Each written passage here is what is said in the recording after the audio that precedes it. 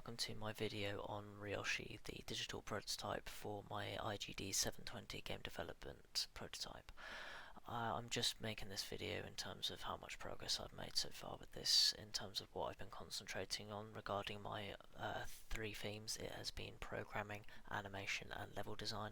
Unfortunately, with the amount of commitments and time I've had with this in terms of trying to get it to a suitable and playable standard for the ideal what idea I wanted, it has come to my attention that unfortunately my planning didn't go as well, unfortunately, and it took me about 8 weeks just to come up with this game idea, and I was pushing myself to get through to this stage and just having a working prototype.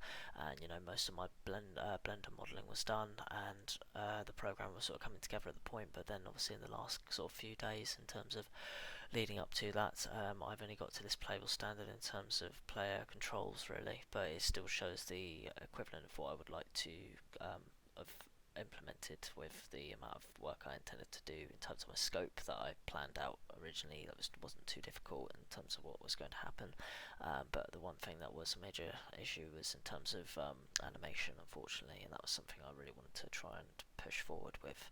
So I'm just going to demonstrate my prototype. It's obviously not the complete version, and my level did not get implemented because I had some modelling issues in Blender, which could be very subtle to narrow that down. But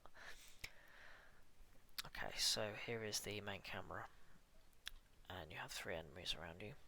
They are in a patrolling state, and now they're going to be in a chasing state, but I will demonstrate a sword attack. Unfortunately, the health bars were not completed, along with the other list of things that I wish were working, but ideally this is just to demonstrate how far this game has come since its original idea and how it can still be developed upon, that I intend to do at least. So I've got the player mechanics in terms of a gun that you can fire. Obviously the enemies are gone now, but it still shows the equivalent, and then you can equip your sword. Did a brief animation from when I first started this, and then you can go back to aim mode. You can jump, you can sprint,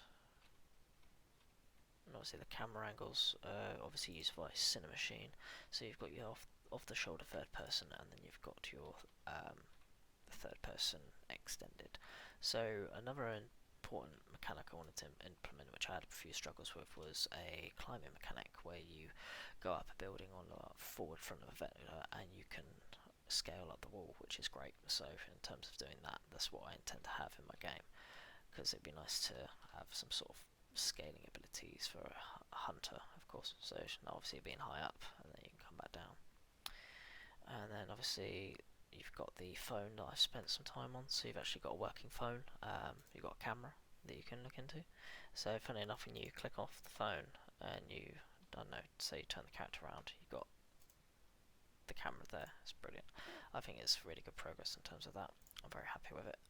This is going to be my bank system in terms of where you get your money from your jobs, and then you've got contract jobs to take, which is the first one, and then the second one. Unfortunately, obviously they haven't been completed due to my current progress of the game. But at this moment in time as well, I have implemented a vending machines shop system. I did finish the vending machine, but it did not get imported into Unity, unfortunately. Okay, so this is my shop. It's called the Defender Vendor, which is like a sort of pun from Saints Row, really. I took the inspiration in terms of making vending machine be your source of shop.